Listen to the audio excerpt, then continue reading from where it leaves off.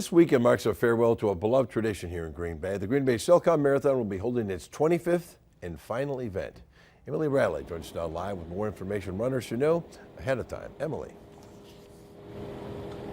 Bill, I'm here at the end of the marathon's route where over 4,300 runners have already signed up to cross that finish line. Now, staff and volunteers are saying that today is a bittersweet day as they prep for the runners, some already beginning to pick up their packets. The route begins at Mike McCarthy Way near the stadium and ends here on Holmgren Way in Oneida Street. The race kicks off at 7 a.m. this Sunday with staggered starts for the full marathon, half marathon, and 5K events. As we reported last month, the CEO of Cellcom said the company felt it was time to look for new initiatives to benefit the community, and the decision to end the event was not based on finances.